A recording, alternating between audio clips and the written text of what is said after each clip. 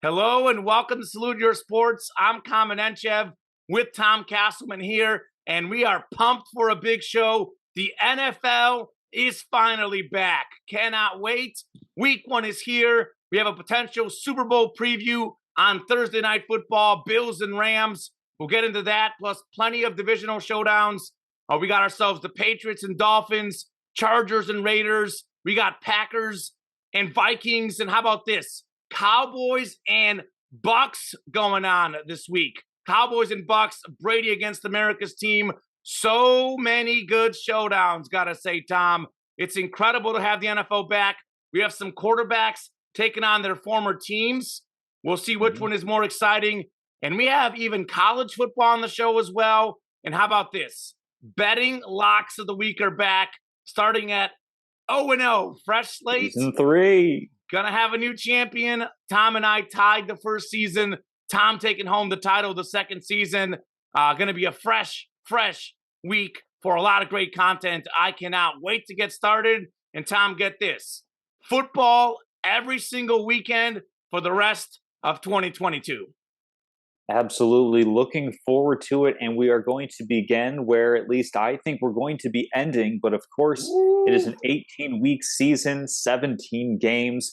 A lot can happen. It's pretty rare that both of the kind of public favorites actually end up facing each other in the Super Bowl because, let's face it, this is kind of American gladiatorial combat as far as football goes. There is going to be injuries. There are going to be teams that way outperform what we ever thought was going to happen. I mean, how many people had Bengals in the Super Bowl outside of the city of Cincinnati? So certainly we're beginning Thursday night football. Thursday night football opening with a huge matchup. Buffalo Bills in Los Angeles to take on the reigning Super Bowl champions, the LA Rams. Been kind of a little bit more tumult to their off seasons than I think a lot of people are kind of talking about. I think that there's a bit of factor that both teams are without their de facto offensive coordinators. I think that matters a little bit more for Buffalo than it does for Los Angeles, given the strengths of the different head coaches, the side of the ball on which they kind of specialize. But let's just start with this great matchup. One that I think is going to be a bit of a harbinger or predictor for the Super Bowl, not necessarily in how the result's going to go, but I think these are the two best teams, the two teams that will be in the Super Bowl this year. Where do you want to start with kicking off this NFL content this season? Oh, it's going to be great. For the record, we did have our picks last week rather, and you did have these two in the Super Bowl. I think I had the Chiefs and Bucks, but I mean, those are the four teams to me: Bills, Rams, Chiefs, and Bucks. I want to just get into first. We'll talk about which team has the better chance going forward, but let's dive into week 1. Week 1 showdown. Who's going to win this Thursday? Pretty interesting if you think about this. How often does a defending Super Bowl champ at home as a 2.5-point underdog? 2 points some places, 2.5, depending on where you look. And that line could move, obviously. We're recording on Wednesday afternoon here, but a 2-point dog as a defending Super Bowl champion at home, that almost never happens, which is wild to think about. I mean, I think this game is going to go down to, there's so many factors, but the biggest one to me is how honest are the Rams about this Stafford injury? Like, is he really 100% like they're claiming, or is he really not? Because I think if both teams are 100%, I would probably flip a coin in this game. I think it's that close. I don't really think home field matters that much. The Rams actually, were not that great at home last year. They had a better record on the road than at home. Bills had 3 losses at home, 3 losses on the road. So I don't really care so much about the home field advantage in this showdown personally. But I do care about Matthew Stafford's injury. And even if he is truly 100%, as people say, Tom, as well as the Rams are saying at least, which is crazy because just a few weeks ago, Sean McVay called it an abnormal injury, and now all of a sudden he's fine. One thing to think about, though, is rust. I mean, he hasn't really participated as much in camp, hasn't played in the preseason, and the Rams are going to need their A game to win this game. So even if they get a B+ from Stafford, A-, probably is not going to be enough. So I'm willing to bet that first and second quarter, Stafford shakes off a little rust. If the arm is there by the third and fourth quarter, he should be just fine. But if they're down 3 to 7 points against the Bills team with a great defense, with some good pass rushers who can all of a sudden just be unleashed, being ahead in the game, that's going to bode as a problem for the Rams. So very similar teams, to be honest with you. Like, they're both great defenses. They're both great passing games. And the Bills, rush numbers look better because they literally have Josh Allen, but they're not a traditional running team. So these offenses are actually very similar. Allen and Diggs. We have Stafford and Kupp. So pretty similar teams. It's literally a toss-up. I mean, it's almost one of those places where, Tom, I want to say that the Bills will win the game and the Rams will cover 2.5. Feels like one of these games where you win by 1 point, somewhere something funky happens. But and I'm a little nervous because, we watch SportsCenter, we read about things. I have a job at work, and I ask our customers on our sports podcast selling sports memorabilia, like, who's going to win? And it seems like everyone's picking the Bills. Like, everyone and their mother's picking the Bills. And that worries me. That really worries me.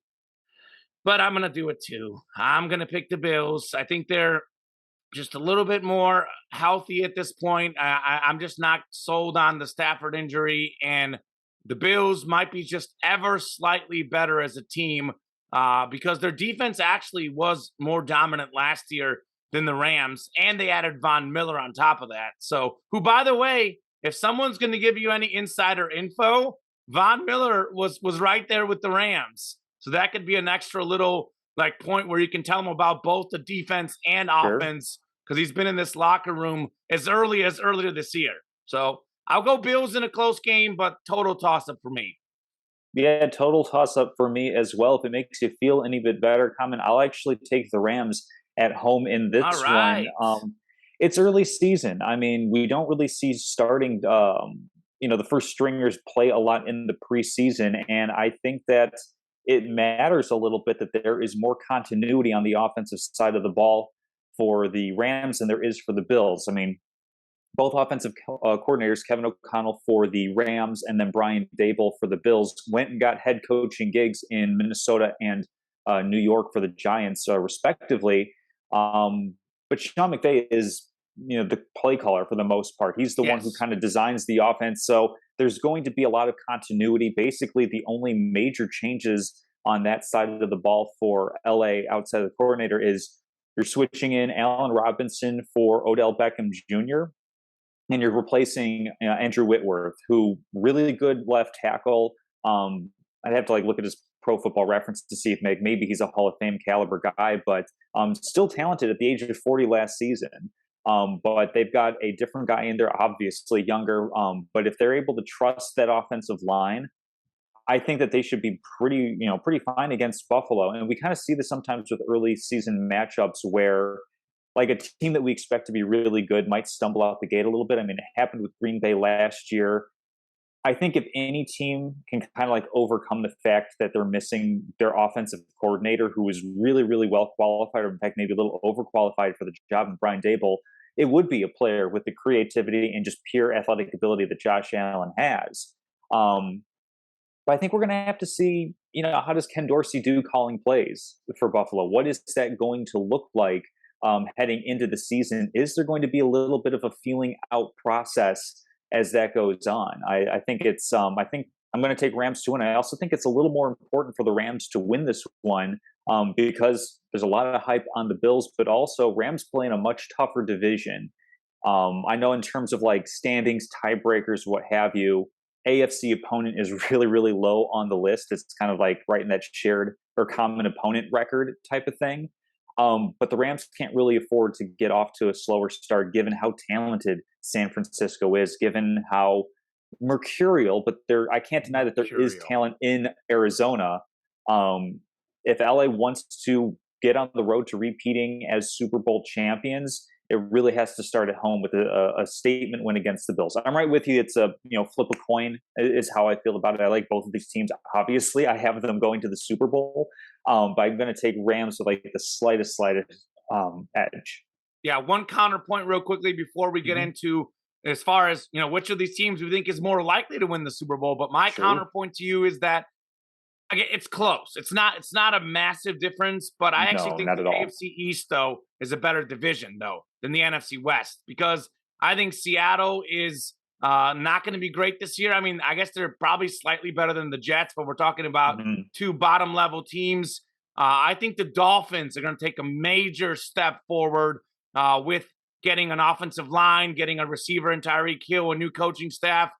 Things seem to be clicking for the Dolphins. I actually think Miami and New England, I mean, I do think the 49ers are better than the Patriots or the Dolphins, but I actually Mhm. think that you look at the Patriots and Dolphins, I think they're both better than the Cardinals. So it's kind of Sure. hard to say. I don't know.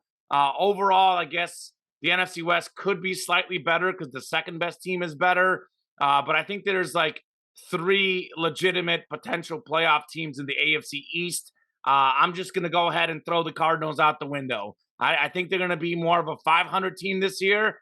I don't think that, and that great start they're used to getting off to, DeAndre Hopkins isn't there this year. So at the Mhm. start, at least.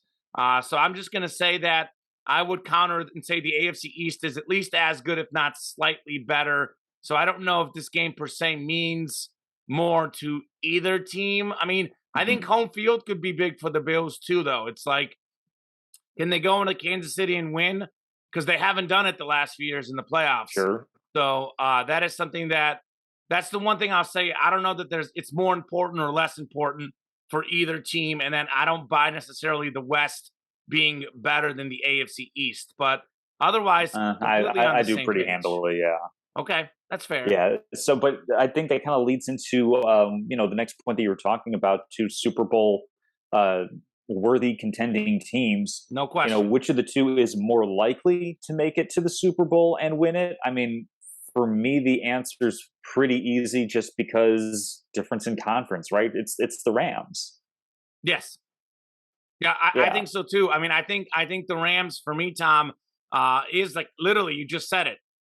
We talked about this last week in our season preview, Mhm. so you guys could see more on last week's show. But the Rams really, there's really two teams I think, and dare to venture maybe only one team in the NFC that really I think stands in their way. And I do think the one team that does stand in their way is the Bucks, and that is the team that I'm picking to make the Super Bowl. But I mean, you look at the Cowboys, they lost Amari Cooper, they lost Mhm. Wilson as a receiver, they lost an offensive lineman due to injury. I think a couple of their other receivers are banged up. I mean, the Cowboys to me are going to take a step back. I mean, it's the Cowboys. Who knows if they were a legitimate contender last year, Mm. anyways? On paper, they were, but I'm not too sure that they aren't a legitimate contender on paper this season. Right. The Packers without Devontae Adams, I mean, that is an enormous loss. I think Rodgers to Adams has been, if you look at the last 4 years, the single best duo in the NFL.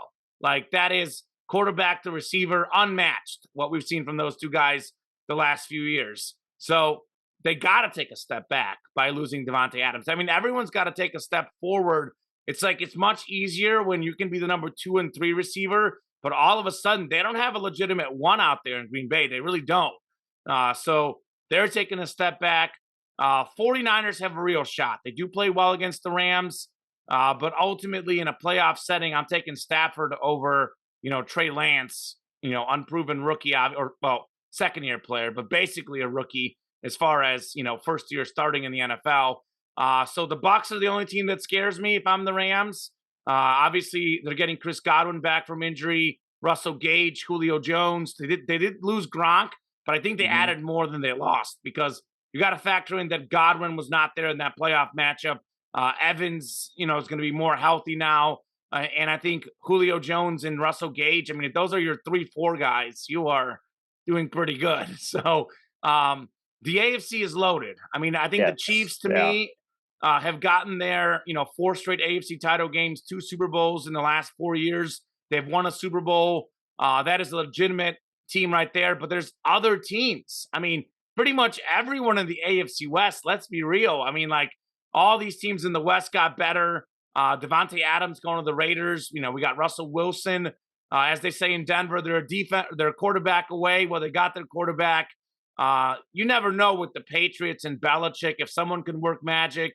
The Dolphins all of a sudden have a good roster. I mean, the Bengals got to the Super Bowl last year and they upgraded their offensive line. So Yeah. they're a better team as well. So I completely agree with you. I think the Rams have a better chance to make the Super Bowl because of the conference they play in. However, I actually think the Bills have a better chance to win the Super Bowl. I know Once they get there, yeah. Catch 22. Like, I think the Bills, it's very hard to win the Super Bowl 2 years in a row. Very hard. And the Rams are a fantastic team. Love their team. Really good team. But are the Rams one of the all-time great teams? I wouldn't go that far. The league is wide open. In a league where you are maybe the first, second, or third, fourth best team, but you're not really so far ahead of anyone else, just the odds say that there's just no way they're going to repeat. So I can see the Rams getting there and then losing. Obviously, I have the Chiefs and Bucks from same rematch from a couple years ago, but I think it's kind of weird that the Bills are actually more likely to win. Rams are more likely to get there, is my take on that. Absolutely. Well, that's going to be one of the things that'll be really, really fun to see play out, along with a bunch of different divisional matchups. I mean, NFL is wasting no time in giving us some great rivalries to start off the season, a long, well-established one out in the AFC West. We have the Raiders and the Chargers coming off of that crazy Week 18 finish. Could have gotten to the end of overtime, but got a little bit greedy, maybe Brandon Staley with calling a timeout. You know, we'll never really know if one thing caused the other, but both teams with some significant changes. Obviously, Devontae Adams going to the Raiders is reunited with his college teammate Derek Carr. Chargers picking up some pieces on the defensive side of the football with Khalil Mack, J.C. Jackson, who I believe is doubtful, if not already listed out. They said there's a chance he might come back this week. Chance he might play. And originally he was supposed to be out for the first few weeks, and now they're saying there's a chance he might play week 1. So we'll see. Could be progressing back. That would definitely be a lot of fun to see. You know, great cornerback against great wide receiver. Like, that's always just a really fun matchup to kind of see. But Raiders Chargers, we might be going opposite ways on this one because you know how I'm pretty much always going to be going on this one.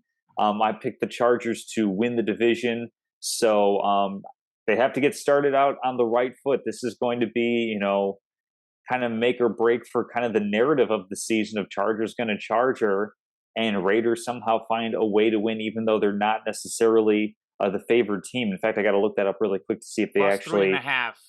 So yeah, I mean, Raiders are kind of famous for going out and defying some expectations, but for me, I'm just liking where the Chargers are sitting. I know Brandon Staley in year 2.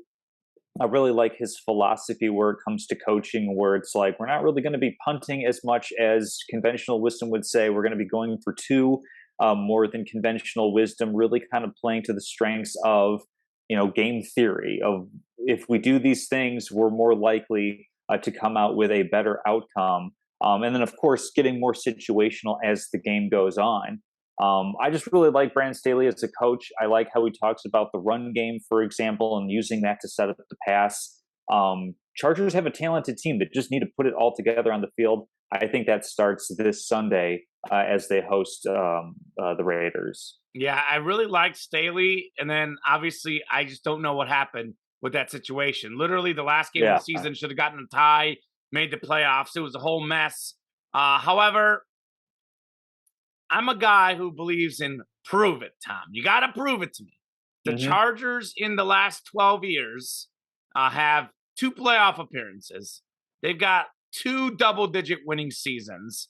Like, these guys, I mean, I know it's different. It's ear to ear. The players are different. Yes, you can argue that they went from whatever 5 to 7 wins last year. They went to 9. But it just feels to me we've seen this same old story. It's a gut feeling. I love statistics. I agree on paper the Chargers have a great lineup. But every once in a while, I got to go with what's in the – I don't know if I say my heart. My gut is the better word to use. And I just do not trust the Chargers. I just really don't. Last year, they were one of my teams who I bet against all the time, and I won. Like, that was I had a lot of other teams. The Rams, ironically, were the team I bet for, and every time I bet on them, they would never cover. They hurt you. It'd be like minus like 4, and they'd win by 3. It was just barbecuage. But the Chargers were my one team that I was like, who are the Chargers playing? You know what? I'll pick the other opponent, and it would hit every time. So I don't trust these guys. Hugely talented team. I know they added J.C. Jackson and Khalil Mack, but this team was like 30th in the league in defense last year. I know they have some good pieces. Bosa, now they're adding Mack and Jackson, but like the defense is 11 deep, and just adding a couple guys, I don't know if this defense is all of a sudden going to get so much better because they already had like Derwin James and Bosa. They had individual talent, but as a defense, those guys do not seem to click. And playing in that brutal division with the Chiefs, the Broncos, the Raiders, all these great quarterbacks, Devontae Adams. I mean, that's the thing. Like, whether JC plays or not, clearly he's not going to be 100%. So I have a feeling that Devontae Adams is going to be feasting in the end zone. Good thing because I've got him in my work fantasy league as well, Devontae Adams, and I think I picked him up for DraftKings Daily Fantasy this week. So Devontae Adams is going to be feasting. One thing to think about is just general rhythm. I know, Tom, people will say I'm crazy.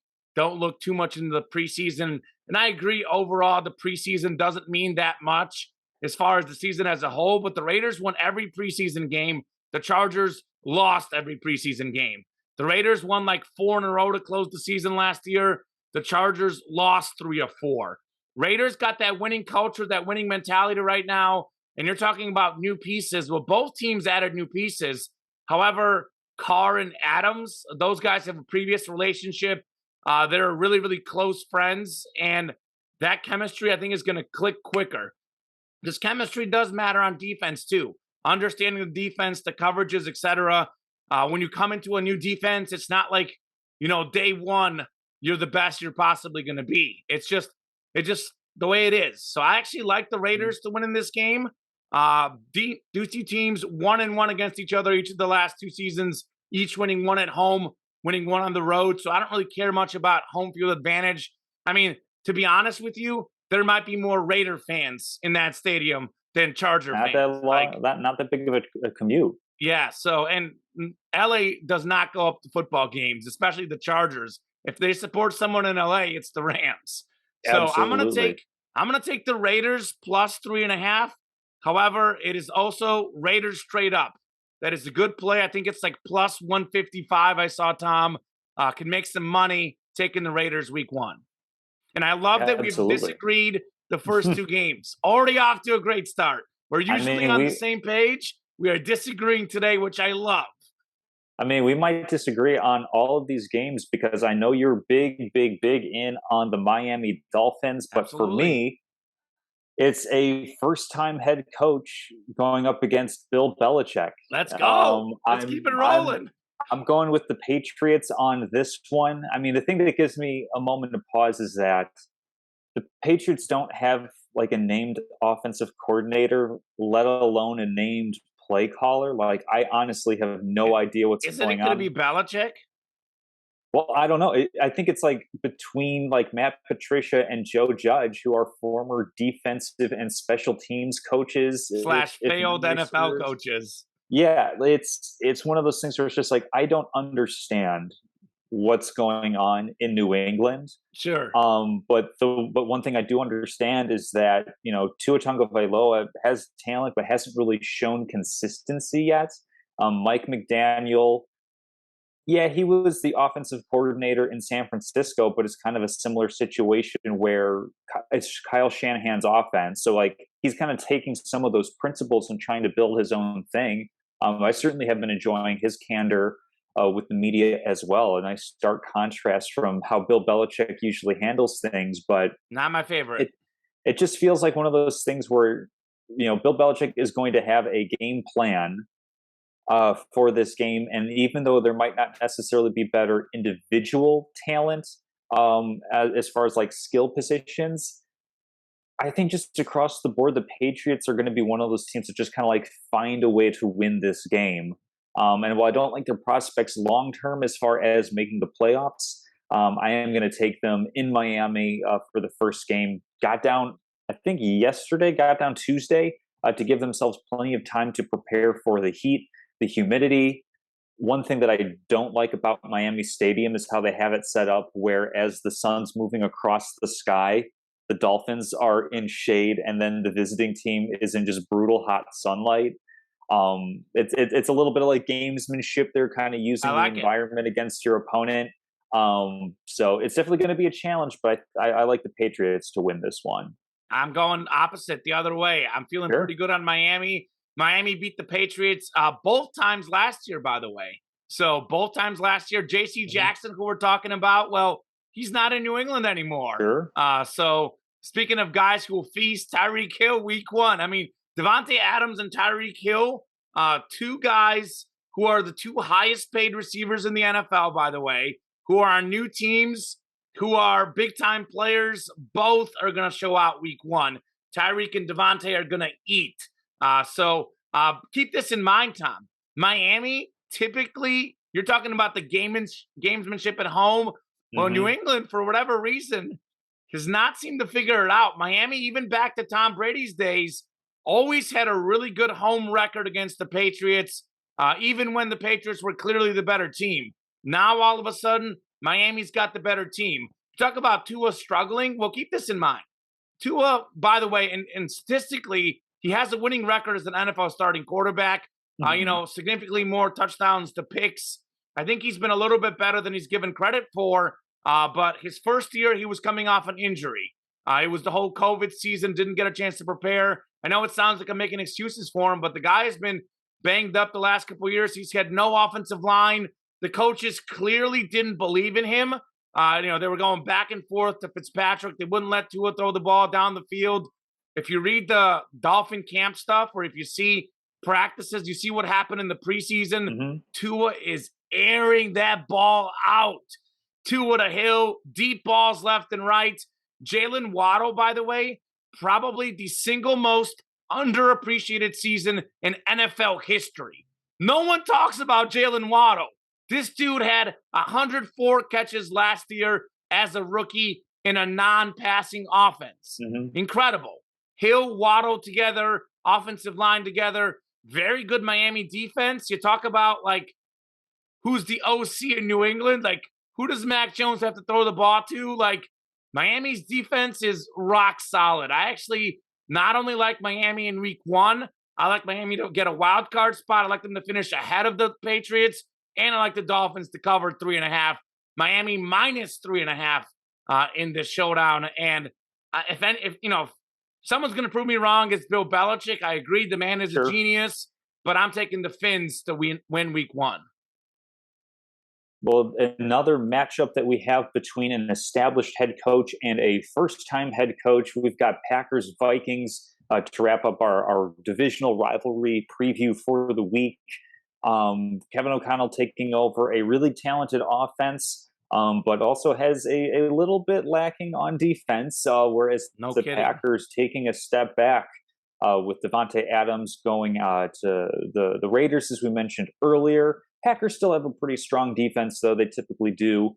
That's kind of the flip side of the coin that we never really talk about as much when we say, oh, they never draft first round offensive talent for Aaron Rodgers. Well, they support him with a pretty strong defense most of the time. So Packers are, let's say, I believe they are favored in this one One and a in half points. Minnesota. So, Common, are you going with the road favorite or the home dog here? Well, I mean, it's almost a toss up, like 1.5 Sure, yeah. points, pretty close to a toss up. We might agree here. I'm actually going to go Minnesota. Even though I did Mhm. pick the Packers to win the NFC North, you actually had the Vikings. I think Minnesota at home is well positioned here. Green Bay has lost 4 of the last 6 games in Minnesota, including last year. So Minnesota, like Miami, has the Patriots number at home. Minnesota has the Packers number at home as well. Rodgers, I know it's based off last year, but my goodness, he didn't play in the preseason last year. They lose the opener Mhm. 38-3, I think was the score. This time around, didn't play in the preseason. He's going to be a little bit rusty week one. I also think that it's going to take him a little bit of time to gel with these new receivers. Like in camp, he was talking about like how these guys got to step up. Like that's Yep. why it's surprising he didn't play in the preseason at all. Like that caught me off guard a little bit. I know it's Aaron Rodgers, but it's like a fresh receiving core, got a rookie in Christian Watson, some guys who are going to have to take up, new steps. So I like Minnesota in week 1. Plus 100 on the money line is a good bet because they are only 1.5 point underdogs. I think Justin Jefferson is going to be a nightmare for the Packers. I know Green Bay's got a great secondary, but Tom, I always feel that in the modern game, great offense beats great defense.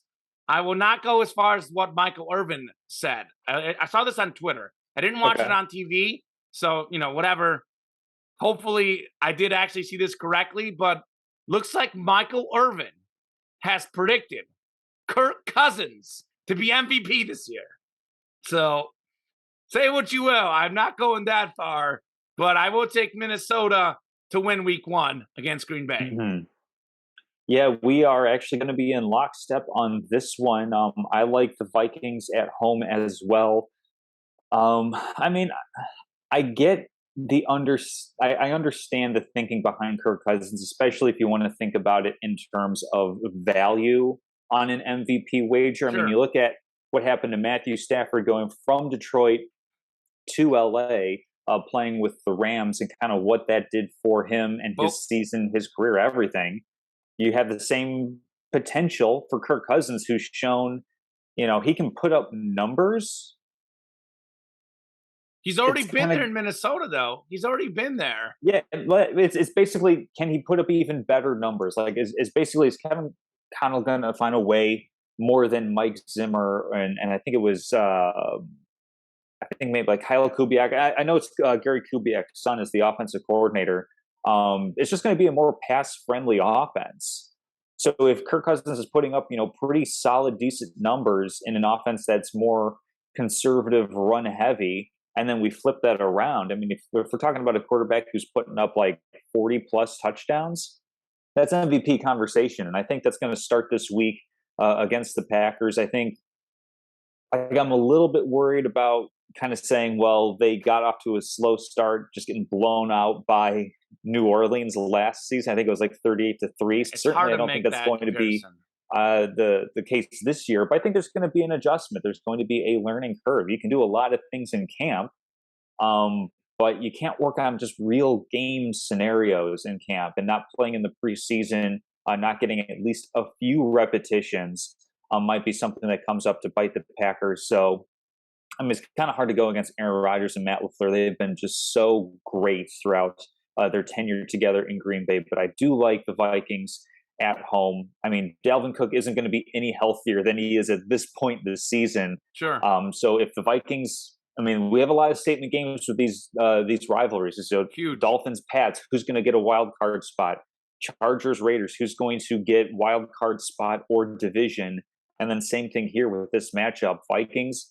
This is going to be, a really good opportunity at home to try to get that early win over the Packers and basically start them out a game and a half back of winning the division. Two quick things. Yeah, by the way, like I said this last year, but week 1, like if Green Bay wins this game, I know it sounds crazy. It's a 17-game season, but I feel like Green Bay is going to beat Minnesota at Lambeau. So if Green Bay can win this game, I almost feel like they're sort of, I don't want to say running away with the division. I know that sounds premature, but like my thought is, you talk about what team the game's more important for in regards to the Bills and Rams game. This game is more important for the Vikings. If the Vikings can win this game, this is going to be a divisional race. If they can't, obviously, I think Green Bay could run away with the division. 1 point on Kirk Cousins. I'll put you on the spot, though, because first off, I've always felt Kirk Cousins is underrated. I think the guy's gotten too much, I'm trying to think of a better word to say. I don't know if I can say this word on the radio, but too much like bad mouthing. I'll go the easy way. Too much bad mouthing for his play. He's a little bit better than people think. I do think that he's going to put up better numbers to answer your question. However, like, is he a legitimate NFL MVP candidate? I don't think so. I know he's got the great targets, Jefferson, Thielen, one of the best receiving duos in the league. But Tom, do you really think Kirk Cousins could legitimately be a top 5 NFL MVP candidate? Because I think that's crazy. I don't think there's any way that he's going to be a top 5 candidate. Even if the Vikings win the division, I mean, he's going to be a top 10 MVP candidate, maybe top 10 quarterback, maybe. But top 5, no way. Michael Irvin's on something. I don't know what he's on, but there's just no way. If we're sitting here talking today, would I put him in my top 5? My answer would be no. Okay, good. What I'm saying is I can see how he gets there, though. I can see the road to Kirk Cousins becoming an MVP candidate, top 5 guy, perhaps even winning it. So, like, I think it's not outside the realm of possibility. Okay, I think it's outside a little bit. Okay, a little bit outside. I mean, I know that from what I hear in terms of just like chatter around the league and people who observe the game a lot more closely, have a lot more knowledge than I certainly do.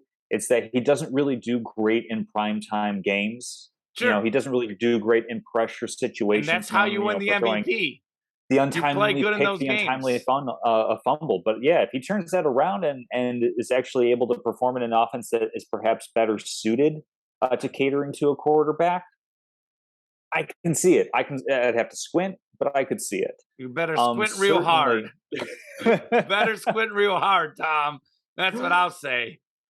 Well, certainly talking about wilting in the limelight, we've got Dallas Cowboys and Tampa Bay Buccaneers. Cowboys going out in unceremonious fashion in their loss to the San Francisco 49ers in the playoffs last year. Tampa, Tom Brady took a week and a half off in the middle of training camp. Nobody's really saying that's that big of a deal. Of course, there's all sorts of rumors swirling about why he was gone, where he was. Because he could be. Because he could be. That's why he was gone. That might just be the best answer, yeah. But certainly when he came back from training camp or came back to training camp, everybody was saying hasn't missed a step. If anybody what else can are they take gonna some say, time though? away from the game. Well, if anybody could, though, like he's on that Peyton Manning level where it's just like he's so smart. He has seen so like there's almost literally nothing you can do to fool Tom Brady. It's just a matter of out executing at this point in his career. So Buccaneers are 2.5-point favorites on Sunday Night Football in Dallas. Certainly, this is a big primetime matchup, really, really juicy. Do you see the Cowboys pulling off the upset? I know you mentioned earlier in the show missing a couple of pieces, or rather moving on without a couple of pieces. Buccaneers are too. They've had some offensive line issues throughout camp. It's not certainly as highlight or noteworthy as, say, losing 2 of your top 3 or 4 receivers from last season. But do you think Dallas is able to overcome a little bit of a change in their offensive personnel, or do you think that Tampa Bay is going to kind of just cruise right through Dallas this year? I don't know if as far as cruise. I mean, that 2.5-point line is pretty fair. I mean, I feel like it feels like Bucks by a field goal. Cowboys just barely lose a line cover and their fans get upset. I mean, I think that Bucks had one of their best offensive linemen go down, but so did the Cowboys, by the way. So they had a guy get hurt too that's out for a good chunk of the season. So right now, like both teams are actually dealing with some injuries. But I think that the Bucks are just a better team. I mean, losing Amari Cooper and Cedric Wilson Jr., I mean, we're talking about like Dallas's like maybe 1 and 3 receivers or maybe 2 and 3, depending on where you stand on the Cooper CeeDee Lamb debate. But like they are losing like 2 of their probably top 3 leading guys from last season. That's a lot to lose. I know the Bucks lost Gronk, but Godwin was hurt much of last season. Obviously, we have Julio Jones and Russell Gage coming in. I mean, look at Russell Gage. Like, that dude was pretty good, and now he's got Brady. Julio Jones, literally one of the best players ever. Now he's got Tom Brady. And Brady wanted to bring both of those guys in. Brady is very, very methodical, and he's very, very smart. I agree with that, Tom. Might be the smartest player of all time in the NFL. So when he brings a guy in, he knows the guy has something left. Like when Gronk came back, like that Super Bowl win over the Chiefs, who got in the end zone? Gronk, Antonio Brown, Leonard Fournette. I mean, these were guys that the Bucks brought in just for Brady, guys that are huge names that maybe some people didn't know how much they had left. And obviously they had enough to win a Super Bowl. So I feel like Julio Jones is, just like that. He's not going to put up, 1,100 yards, but, he doesn't have to because he's the number 3-4 option on that team. So I agree with you. If there's someone who knows how to prepare and win a game like this. It is Tom Brady. So, a primetime game, talking about teams that wilt under primetime, it's Dallas. Dallas loses a lot of these games. And I think that while Dallas really has a chance in this game, it is truly a toss up. I think Tampa's got a better offense. Tampa's got a better defense. Mm-hmm. And I think Tampa's got a better quarterback. They've got better coaching staff. Talk about week one. Coaching matters week one. You've got all that extra time to prep. And we have Mike McCarthy, one of the worst coaches in the NFL, if not the worst coach in the NFL, out there in Dallas. So do you trust Tom Brady's brain more, or do you trust Mike McCarthy's brain? I'll take Tom Brady. Give me the Bucs to win week one. Yeah, I'm actually. I pulled up these guys met opening night last season. It was like a 1-point game, right?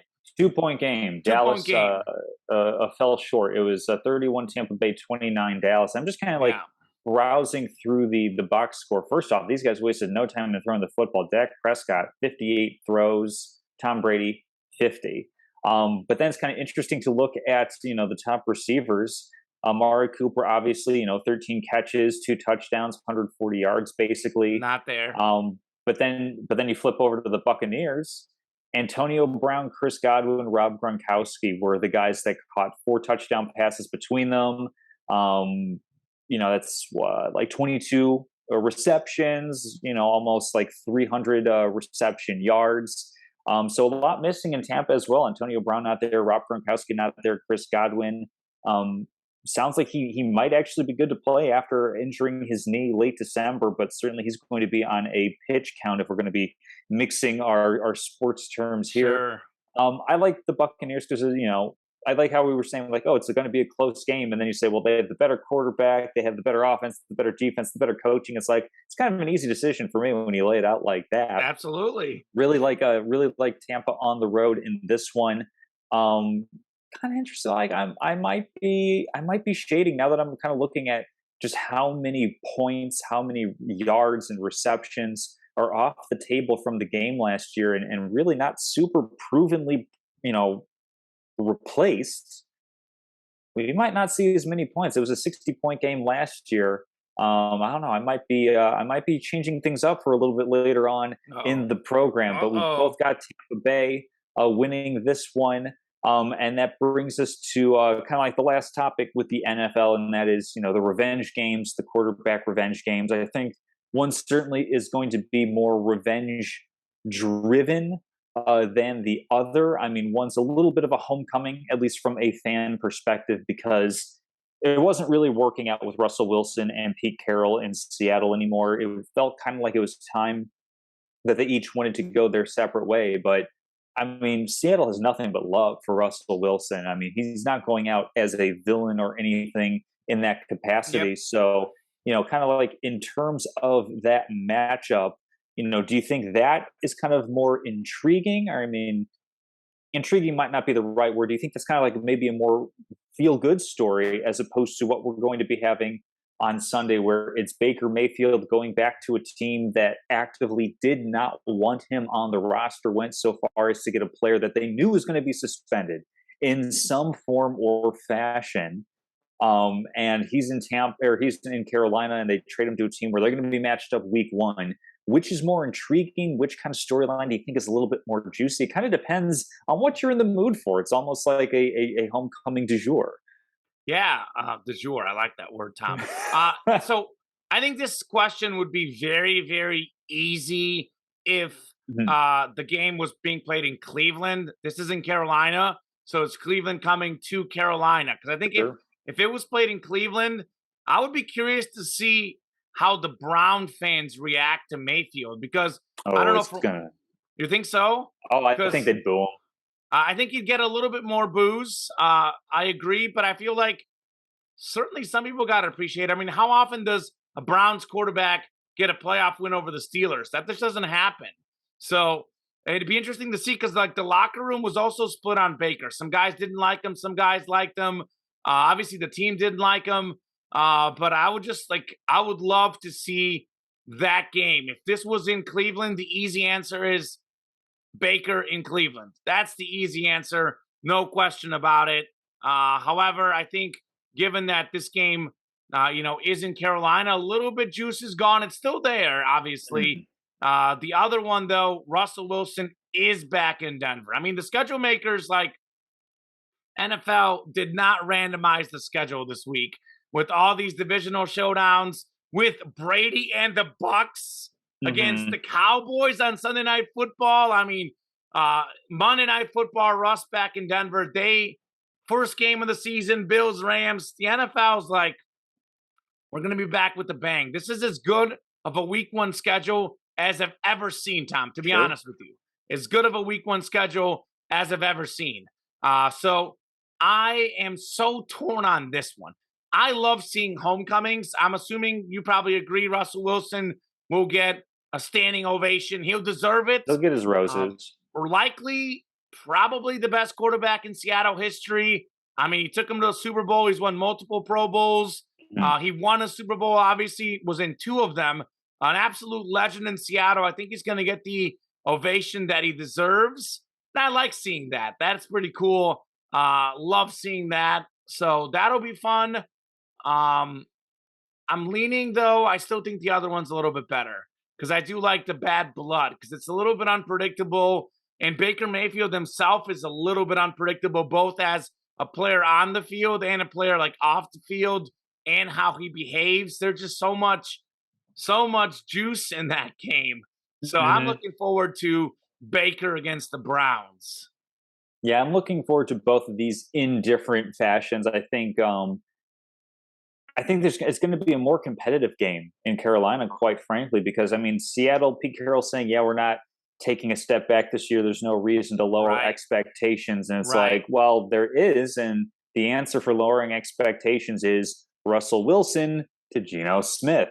We're talking about a guy who, sure, he hasn't received any MVP votes, but we all know Russell Wilson is a really good quarterback as opposed to Geno Smith, who I believe his touchdown interception ratio is right about 1-to-1, give or take. It's definitely going to be, I think, the sort of game where it's going to start out with the pomp and the circumstance. It's going to be a nice storyline throughout, which is going to be a really nice thing for Joe and Troy, Joe Buck and Troy Aikman, because I don't think the game's going to be that good, quite frankly. I mean, we're talking about Denver Broncos. They're one of the hot worst to first teams, a team that's a quarterback away from being a Super Bowl contender versus Seattle. So I think that'll be nice at the start. It'll carry through for a game. But the thing that's much more intriguing, as you're saying, is the Carolina Browns game. It's going to be a more competitive game. It's going to be, a Baker Mayfield, I'll show you type of game. And then just in general, whether or not Deshaun Watson is on the field, on the sideline, whatever, the Browns are going to get booed mercilessly for every single one of their road games this year. And rightfully so, in my opinion. Absolutely. And so that's going to heighten things as well, where it's, people can be split on Baker Mayfield as far as like him or not. Is he arrogant, cocky, whatever? But for this particular game, even people who don't like him, like there's a Venn diagram of people who, don't like Baker, but also don't like the Browns more because of what they've chosen to do. And that's going to swing them over to Baker to be, to be a little bit of like an allyship for like a week type of thing. So I think that's going to be a villain against the greiter villain. Yeah, it's I mean, seriously, the enemy of my enemy is my friend. Yeah. And then one quick thing. I don't want to get into too long into this, and I don't want to say something inappropriate that I shouldn't. But my goodness, if you look at the Cleveland Browns organization, there is something to be said for second chances. But they continually go after these guys that have had. I mean, Kareem Hunt, obviously on the team, and even Baker. Like again, Baker is much lower level than Kareem Hunt or Deshaun Watson. But I mean, he had a lot of question marks about him too. It's like even Odell Beckham, who probably was a little bit unfairly treated, but Odell Beckham's known as a big name mouth. Like, at what point did the Cleveland Browns get themselves an actual leader, not a guy, who has questionable things he's done, a questionable character, stuff like that? I mean, how do you as an organization expect to have the right culture around you? Right. I don't know what it is, but it's like we want those bad teams to do good. Like I would love to, even as a Bears fan, if the Lions became really good, I think it'd be a cool story. Like those franchises. I mean, like the Bengals, for example. The Bengals are not a great franchise historically. They've had some moments, but the Bengals' rise to greatness was awesome. Like the Bills, the Dolphins, these are teams who have been really bad in the last few years, and now all of a sudden they're getting relevant. We want to cheer for that story. I don't want to cheer for Cleveland. I Yeah, can't do it. I Just can't. don't want I to cheer can't for do that them. either. Yeah. Absolutely not. I'm pretty much avoiding them in every aspect that I possibly can. But obviously, this is going to be it's a great feeling knowing that the NFL is back right around the corner. If you can suspend and kind of compartmentalize different feelings about the league and some of its players there within. Definitely excited to have football back in that capacity, and feels great to kind of like wrap up the football talk with a little bit of a retrospect on last week. I mean, we have a little bit College of a football. shakeup in the top 25 rankings. There were a few that stood out as far as just the top four teams that we kind of picked as being CFP favorites. So we've got all of them winning in terms of Alabama, Georgia, Ohio State, and Clemson. I mean, I think the answer on this one's pretty clear, but which one stood out to you the most? Which one impressed you the most? Yeah, I mean, the obvious answer is Georgia. They won 49-3 against Oregon, dominated on both sides of the ball. I think it's really interesting that Stetson Bennett played as great as he did. 25 out of 31, 368 pass yards, 2 passing touchdowns. Like, Bennett's not as good as CJ Stroud or Bryce Young, but if he's going to be even close to as good as them, Georgia is, the best team in the country. I think Alabama's the best. I'm picking Alabama. That's what I'm going to do. Bryce Young, by the way, 6 total touchdowns, no problem. 55-0 win for Bama. Didn't even have to score in the fourth quarter. But if it was big for Georgia for Bennett to play that good against a good team. So that's the obvious answer. But I'll say that, to be honest with you, Tom, I think all four are equally close. And I think a lot of folks are sleeping on Ohio State. I did see that Georgia went to number 2 in the poll. Ohio State went from 2 to 3. But I'm still not convinced who's better, Georgia or Ohio State, just because I thought Ohio State was really good. I did watch some of the game, actually. I didn't watch the entire game, but I caught some of it. And, we talk about this guy, Jackson Smith Njigba. Like, I know I'm pronouncing the name probably wrong. I hate saying that name. What is it? Njigba. Njigba. There you go. So he got hurt in the game. He is maybe the best receiver in the country. He got hurt early in the game. I think he came back at one point, then he left the game for good. But for most of that game, they were without their top receiver. And Notre Dame is, without question, a top 5 defense in college football. That is a phenomenal defense. So you going up against Notre Dame without your number 1 receiver, it is not easy. Not easy. And CJ Stroud, while we didn't put up, 300, 400 yards, he didn't turn the ball over. He made the big plays when he had to, got a couple key touchdown passes. And again, we know Notre Dame is more well known for its defense, but this team was ranked 5th in the country. Like, to hold them to 10 points is very impressive. Like, Ohio State is going to go as far as its defense, to be honest, because, Alabama and Georgia are better defensively than Ohio State. As good as Ohio State is on defense, you look at the last few years and you look at the cultures of the programs, like Bama and Georgia are cream of the crop on defense. So it's Ohio State's defense. It's going to have to play at the level of those two if they want to win the national title game. And I would say, like, it was really close to me. It really was. You say Georgia's the easy answer, but Ohio State was impressive. I mean, 55-0 for Alabama. You can't argue with 55-0. And Clemson, by the way, was pretty good too. 41-10 against Georgia Tech. And Dabo said this, every year they've won a national title, they've won the opener. He put it like, it's very important to get off to a good start, and they did. So I think all 4 were great. I still kind of stand at where I was before the season, though. My mind hasn't changed. I think Alabama's number 1, and then Ohio State and Georgia. I got to see more tape before I say who's number 2 And then I think as good as Clemson is, I know Michigan, USC, some teams we've talked about, those teams are all like a step behind. And I saw Michigan, I think, hop Clemson in one of the polls, which I thought was kind of interesting too. But another takeaway, real quickly, was Utah losing to Florida. So I'm feeling better about our USC pick. I know that makes their playoff chances worse per se, but it makes me feel more confident they'll beat Utah, because if USC goes undefeated out of the Pac-12, they have a real shot at the playoffs. So we'll see. Absolutely. Yeah, no, all teams definitely showed out pretty well, but the one that I'm going to go with the most is definitely the Georgia Bulldogs. I mean, you can say 55-0 Alabama over Utah State, but Georgia beat the Oregon Ducks so badly the Ducks went from preseason 11 to outside the top 25. I mean, they got the most votes of the guys that didn't make in, so they dropped 16 spots with one game. That is a monumental drop. I mean, obviously going into the game, I don't think very many people expected Oregon to beat Georgia. But when you consider where Georgia was with their first game last season against a preseason well-regarded team in Clemson, that game ended 10-3. And one of the big keys heading into this year was, okay, their defense is always going to be good because it's Georgia. They recruit really, really well. What is Stetson Bennett going to do? And he showed that he hasn't really lost anything off of how he finished last season, and he's building upon that. And so it was one of those things where last year is like, Georgia's blowing out all these teams with their defense, but like, can they score enough points?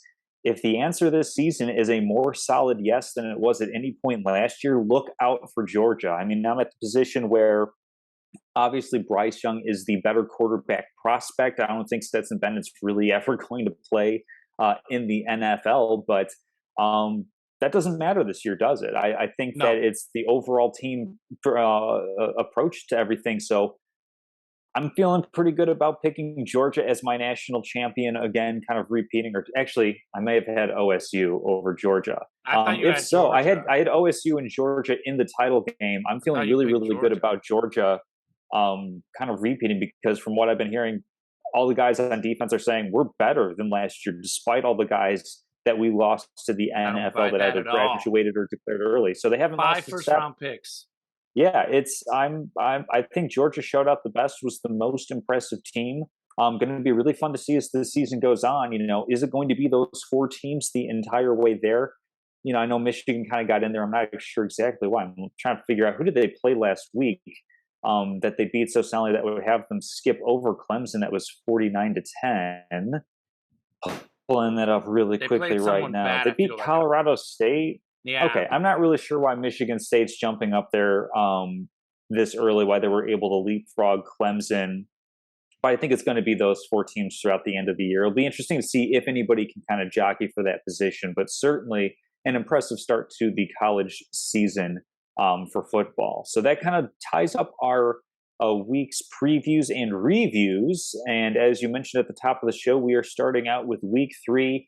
Betting locks of the week. Are we going to go with a double-digit home underdog with Texas and Alabama? Where are we going to go, Common? What do you have? I'm going all NFL. You know how I feel about college football, especially early in the season. There's way too many changes. I just don't feel confident whatsoever in betting college football this early in the season. So I'm staying away from any college football. I would pick Alabama to cover, though, for the record, though. What's the line? 20.5 in Texas. I would still take Alabama to cover. But I'm going NFL. I might buy Texas. Okay, we'll see. I'm going NFL here. And, you've got I think, is that a Chicago Bears shirt you have on? Yep, it is free from Sports Illustrated when I got a subscription with them. I don't know how many years ago it was, but it just says NFC North Division because they've accomplished nothing more than just being in the NFC North for quite some time. I've got my Chiefs red. I'm a Bears fan, as you know, but I have a second team because I lived in Missouri for 6 years that I rep. So I got to start the season going with the Chiefs. We spent the whole show talking about all these great NFL games, and we didn't even put the Chiefs Cardinals on there, which is an intriguing game. We can't do NFL segment without me not mentioning Patrick Mahomes at least a couple times, Tom.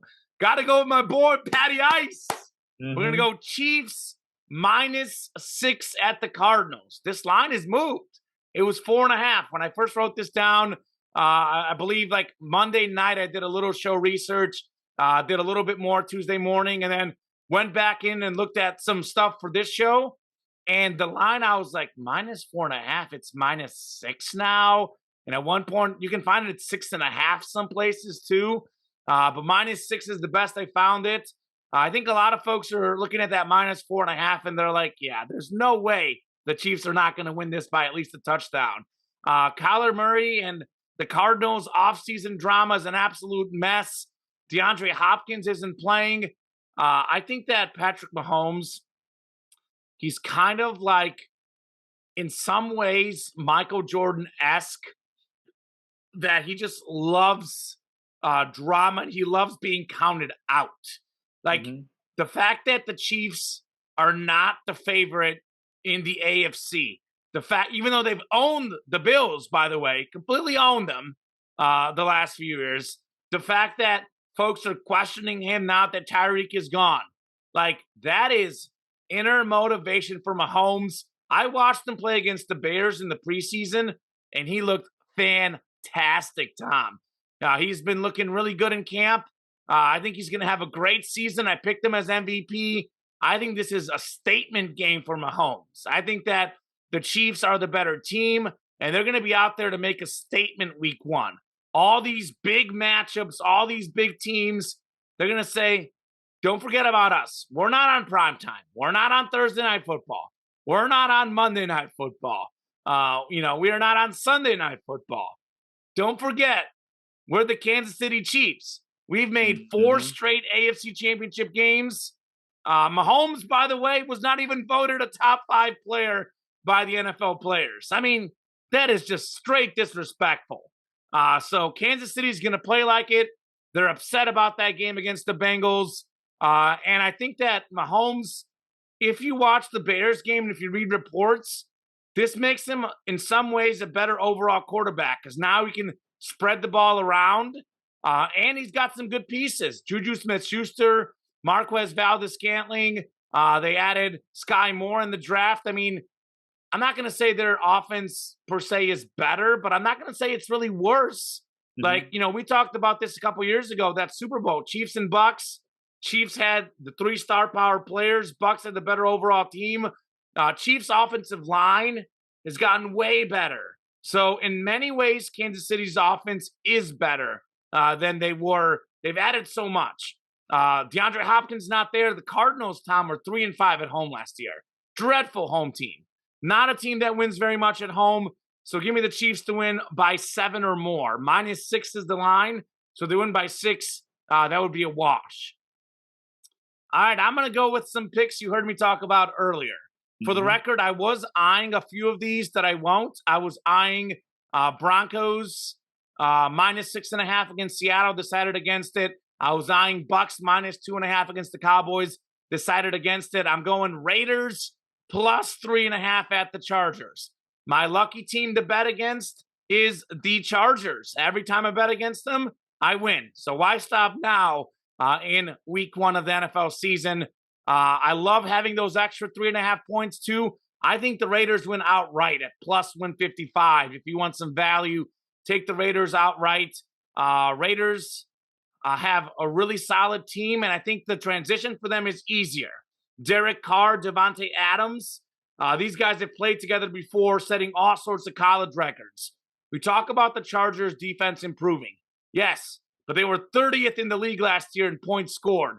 It's not an improvement overnight, and they added some star players, but I think that defense still has a lot of holes in it. And I do think the Chargers are going to find a way to choke. If this ends in a tie, I win. If this ends in a Raiders win, I win. They lose by 3, I win as well. So I like those extra points.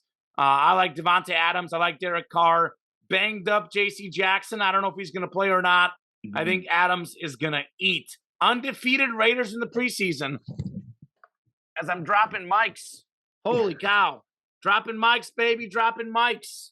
Hot undefeated in Mike. the preseason. Don't sleep on that. Winning momentum into week one. Everyone else just doesn't care, but I do. Give me the Raiders. And then lastly, I'm going with another one. Dolphins minus 3.5 over the Patriots. These are a lot of games we talked about earlier. Dolphins have won the last 2 games last year, won both against the Patriots. They've won the last few home games. Historically, Miami owns New England at home.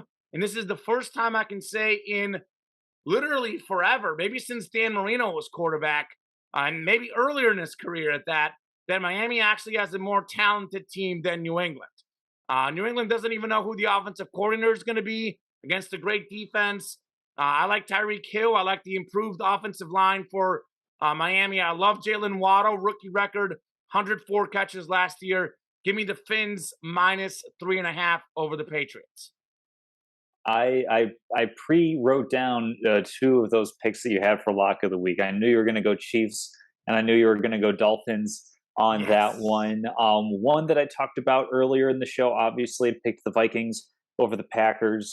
Vikings are 1.5-point dogs at home. They're one of, I believe, 8 teams that are home dogs to start out the season, and typically underdogs tend to do better early on in the season because this is when bettors are still trying to figure out. I mean, obviously the sharps know what they're doing, but kind of like public wagering isn't going to be quite as caught up yet. So give me the Vikings at plus 1.5. If you wanted to, I'd feel confident taking them to win outright at plus 105 if you wanted, to be on the opposite end of the juice a little bit. But for the purposes of playing locks of the week, I'm going to go with the Vikings on that one. Give me the Panthers at home, minus 1.5. Not really I mean, Christian McCaffrey, similar to what I said about Dalvin Cook, he will never be healthier than he is at this point of the NFL season. And when he is as healthy as he is, he's the talent to be an MVP caliber player. I mean, certainly he would be if you just changed the era a little bit back to when running backs were really winning that award. When you look at, like say Sean Alexander, Chris Johnson, those types of guys, Adrian Peterson, he's that level caliber, being able to put up an absolutely insane season. Baker Mayfield with a lot to prove. And quite frankly, the Browns, I'm sure that they're going to try to do whatever they need to, but Jacoby Brissett is just not really an NFL starting quarterback. He wouldn't be starting for anybody that doesn't have a suspended quarterback on their roster. So I like the Panthers minus 1.5 at home. A lot of pressure on Matt Rule and his coaching staff to win this season, because otherwise there is a good chance that he will be gone. And then, as much as I tease Cowboys and Buccaneers under 50.5, and I think that would be a pretty solid wager, we're also here to have fun. Give me the Cardinals plus 6 at home against the Chiefs. The Chiefs absolutely win the game, but Arizona has a history of really strong early season starts. And I think they're just too capable of putting up points to lose by a touchdown or more. There's certainly one of those things where I could see them scoring a touchdown and then Kyler Murray on a naked bootleg getting a 2-point conversion to make an 8-point game a 6-point game or something to that effect. I think that they're too talented. They're too capable of putting up points for that to happen. And then on the flip side, Kansas City Chiefs, a big reason for their success with Tyreek Hill in the past was that he could just break off, boom, 80, 70-yard plus touchdown. Sure, Marcus Valdes-Scantling is a good deep threat, but not to the same caliber that Tyreek Hill is. You can't replace a guy like Tyreek Hill. I think that the Chiefs, they're going to have a really efficient offense. I think they're going to be a little bit more methodical. I think they're going to try to work in the run game a little bit more than they have in the past, because I think something that Andy Reid's kind of recognized, especially with last season, is the overabundance of high 2 safeties, where you have both guys coming, dropping back from the safety position and basically saying, out-execute us down the field. And that can kind of lead to a little bit of frustration. We saw that from Patrick Mahomes throughout the season. He kind of had to grow and mature. Chiefs, I definitely think, have that capability, but without the huge home run threat to the same extent that they had last season, I think there's just going to be fewer possessions, fewer big plays, and for a 6-point spread, that's enough. I've done a lot of talking to try to convince myself into this one. Love it. Biggest reason I'm picking it is because I knew you were going to go with Chiefs to start the season, and what better way for us to start locks of the week this season than having a little bit of a head-to-head matchup on that one. So that'll be a lot of fun to see on Sunday. Real quickly, because Mhm. we can go with best line you found. Because Mm. I found -6 on BetMGM and DraftKings. Where you're Mhm. looking at +6.5. Because we could have a different one. Oh no, You I found it. had it at plus. Did I say 6.5? I You meant did say plus six and a six. half. I Plus misspoke. six. I use Okay. Bovada for all of mine Okay. because for a lot of these daily apps and everything, you have to be a member. I'm not really into the I'm a betting that much. member. I'm a So member. yeah. So yeah, we can do best line if you happen to find something better. But I think Okay. +6 is Vikings good. +1.5, Cardinals +6, Yep. Panthers -1.5 is pretty standard across the books. Okay, perfect. Awesome. Uh Sports trivia time. And I love that we do have, I'll say this time, to be honest, you know this Mhm. over the last 2 years. Obviously, we're not going to agree about everything, but more or less, we've been fairly on the same page when it Sure. comes to NFL. And I would say we've done okay. Haven't done great, haven't done bad, just in the middle, but we have been very much on the same page. I don't remember us ever doing an NFL show where we've had so many different picks, which is exciting to Mhm. see.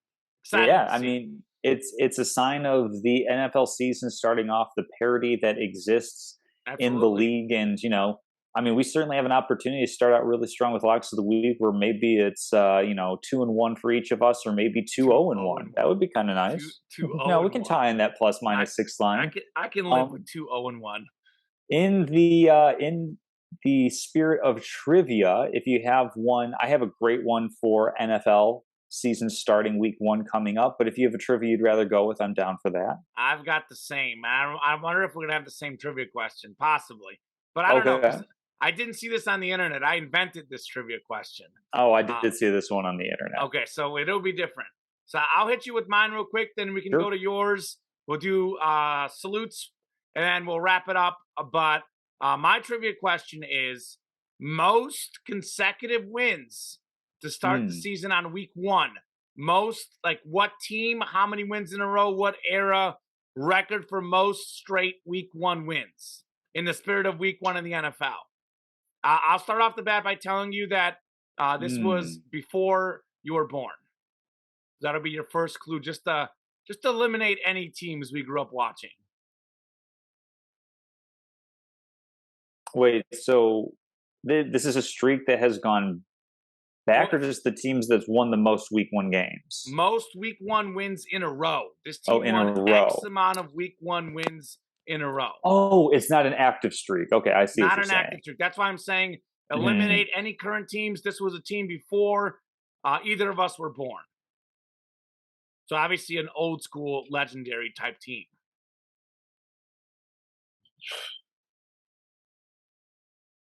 I know, like I would have to say like the Green Bay Packers, because for a while they were just like winning championship after championship before it was even the Super Bowl. So Yeah, is it the Packers? not Green Bay.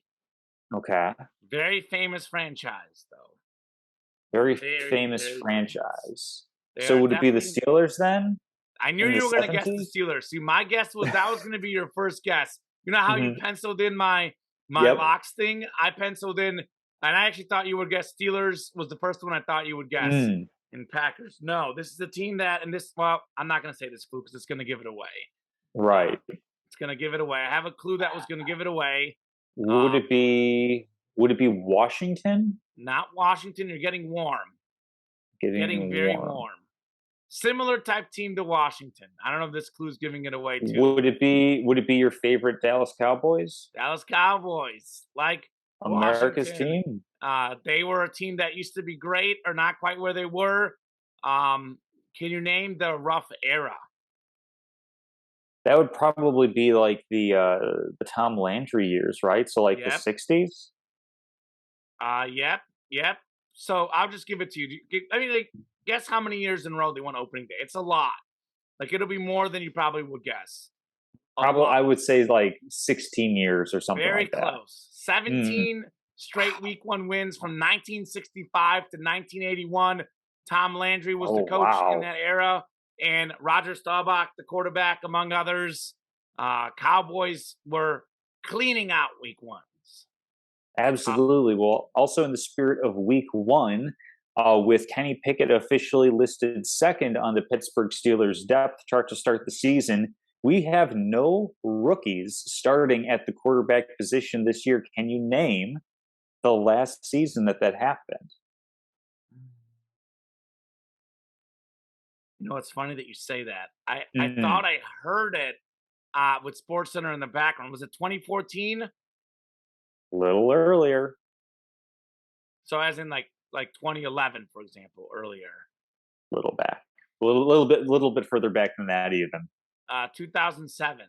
2007 is the last time that the NFL did not have a rookie quarterback starting in week one, Wow. which is incredible because that was before they had the change in how the draft pick compensation was paid out. So like quarterbacks were getting these massive signing bonuses, and that's how you get, obviously Matt Stafford certainly was a worthwhile pick, but Sam Bradford receiving a massive signing bonus. I'm trying to think of like some other quarterbacks that would go Cash it number one in. and get a ton of money. Cash it And then in.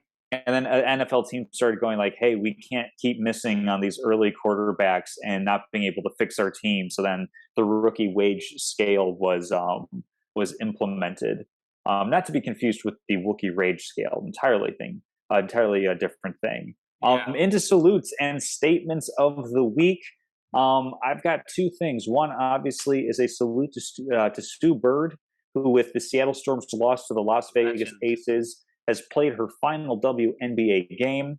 Supposedly. Looked at her basketball reference page, and I mean, when I say I cannot remember a time that Sue Bird was not in the WNBA, she started her rookie year was in 2002. So that was kind of like I was give or take like 11 years old, 10, 11 years old. That's just kind of when I'm starting to get awakened to and aware of sports outside of Chicago and kind of growing of that fandom and that just general appreciation of sports. And so I've literally never known a time where Sue Bird wasn't a player in the WNBA, 13-time All-Star. Not necessarily in a conversation for like greatest of all time or anything like that, but certainly an icon playing for the All time same assist leader. franchise. Yeah, that's pretty significant. I meant in terms of like not really like she doesn't have like MVPs and all those accolades, Sure. but certainly influential on gold medal teams in the Olympics. So just a salute to her. And then I don't really have like a ton to put behind this statement, but the college football playoff did release the fact that starting in 2026, they are moving to a 12-team format for the college football playoff. And, I'm Mr. Bowl Game. I really like that exhibitionary feel. I think that that's what makes college football special and different from what the NFL is. I mean, this is something that college basketball absolutely gets right every single year with having the March Madness tournament after all the conference tournaments. That is what separates college basketball from professional basketball. Would you pay as much attention to college basketball in March if it were, say, a playoff bracket where it's the top, I don't know, 32 teams and they're playing best out of twos or best out of fives Not or at best out all. of three or best out of five? It doesn't have that same juice to it. And I think it's a similar thing with this football playoff. I mean, the games between 1-4 and 2-3 weren't especially close last year. I mean, what do we think it's going to be with one team getting like it's just getting ridiculous at this point. It's obviously all about the money, none of which goes Absolutely. directly to the players, which is a big gripe for me. And I don't even know if it's necessarily going to solve the issue of players opting out of the I think it exhibition will. postseason. I mean, yeah, you could have a team where it's just like if you're let's just say you're on Utah and you're like the 12th team in and you have your star player, it's like, do you really think you're gonna end up going in and facing Georgia and winning the title against all odds? It's like probably not. Like there is that chance, but probably not. I think there's still gonna be guys of relatively high profiles that are going to opt out and simply say, I got to protect my financial future. I got to like take care of my family for generations. Like I have to make the move that's best for me. And playing for a college football game that I'm not likely, or a championship, I'm not likely going to win. I don't necessarily think it fixes that problem all the way. But certainly it's just like, I just can't stand. I could understand going to 8, for example, going to 12 is just a weird number where you're giving some teams buys, you're making other teams play, 15, 16 games. I just can't stand what the college football playoff is doing. I would keep it quick because this could be in its own debate. Actually, we probably could have had this as Yeah, a topic. I'm sure. thinking of things I didn't put in the rundown. That might be one, but um, it's very divisive issue, and rightfully so. I do think this could, to an extent, I agree with you, Tom.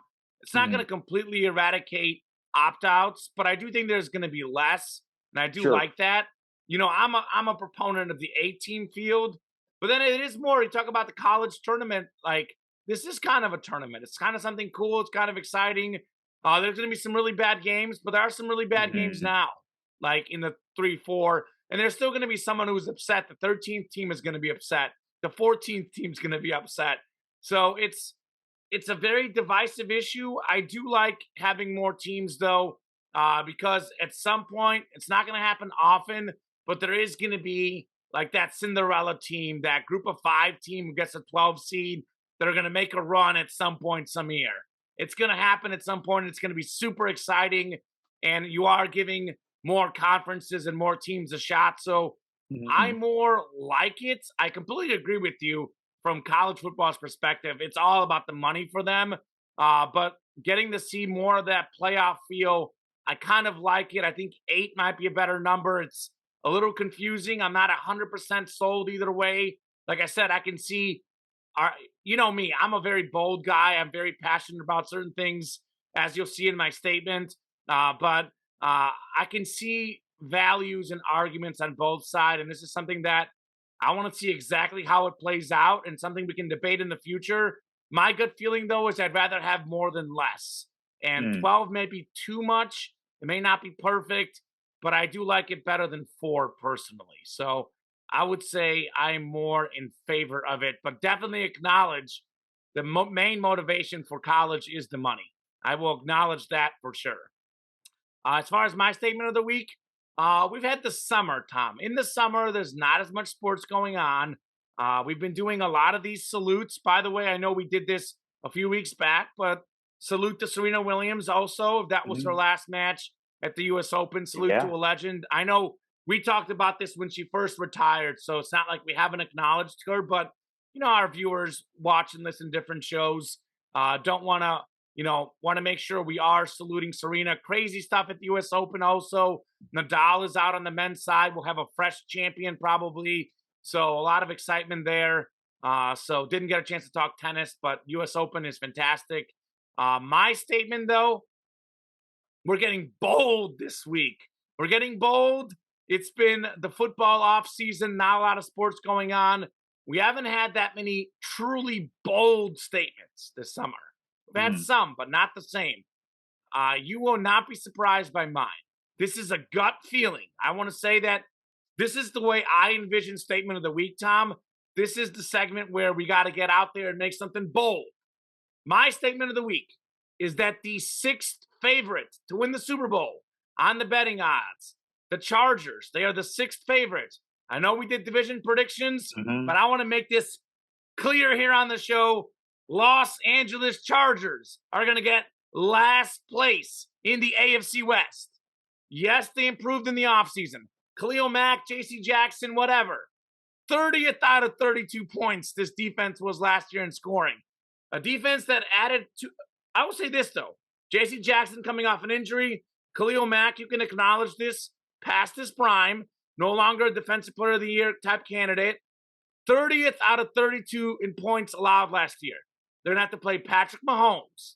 They're going to have to play Devontae Adams and Derek Carr. They're going to have to play Russell Wilson. In that division, with all those great players, the Chargers have hands down, even with these additions, the worst defense in the division. I mean, Kansas City's D is pretty solid. Raiders are okay. Broncos are fantastic. As good as Justin Herbert is, the guy has not played in the playoffs yet. Do I trust him as much as Patrick Mahomes or Russell Wilson? Absolutely not. Game on the line. I will take Mahomes. I will take Wilson. Heck, I might even take Derek Carr game on the line. So this Chargers team might be the most overrated team in the history of football. I mean, these guys have 2 double-digit wins in the last 12 years. They have 2 playoff seasons in the last 12 years. These guys do not win this division. They simply, I mean, they had 9 wins last year, 9 and 8. Mhm. Like, where are we getting all this Charger hype? I mean, what is this Charger Kool-Aid we're drinking? They are the 6th betting favorite to win the Super Bowl. Tom, correct me if I'm wrong. I believe the Mhm. Chargers have never won a Super Bowl. No, they have not. Never. I think they got to like 1 against Steve Young and the Niners and got obliterated. Like, I just don't get it. And everyone I talk to, it's like it's become the popular pick. Like Yeah. all these people I talk to, all this stuff I see on the internet, the Chargers are all of a sudden the popular pick. I'm like, they are nearly as likely, according to betting odds and people saying out there, they are almost a co-favorite in the AFC West. The Chiefs are the Mhm. favorites, but the Chargers are like right below. I just don't get it. I don't get it. So I'm picking the Chargers to get last in the AFC West. We've seen this story before. I know it's a different Mhm. team, it's a different year, but something about my gut and just the history of the NFL.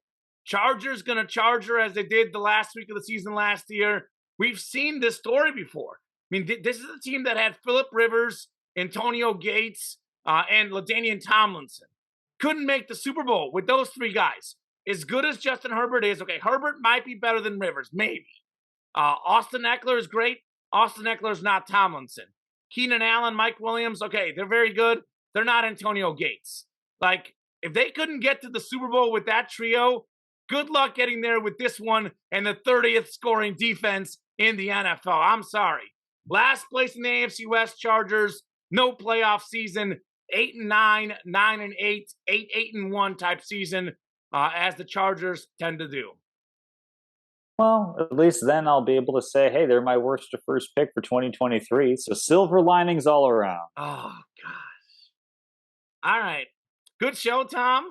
We'll talk plenty more next week on Salute Your Absolutely. Sports real fast. Fantasy draft in our league was a massive success. We had one guy who I don't really know needed to pick up an extra player. Supposedly, I went to high school with him. Don't remember the guy. I'm sure he's a great person, but I was just shook that Christian McCaffrey went number 1 overall in our fantasy league. Just shook. It's a Oh, I quarterback thought this league was too. I thought that was your friend Sam that you're like really, really good No, friends that's with. my no. See, he would make that type of pick. That's my good friend from high school, Sam. Not a Mhm. big football guy. I don't want him in the league because I want football people. That is one of Right. Jerry's friends, and so Jerry, Gotcha. Jerry was 1 year below me in high school. We went on the same bus, and so the guy is big high school, York High School, Mhm. 2,500 people. I'm a senior. This guy in the league is a junior. And Jerry's like, "Do you remember this guy, Sam?" I'm like, "I don't." But I told him, "Yeah." I told him I remembered him.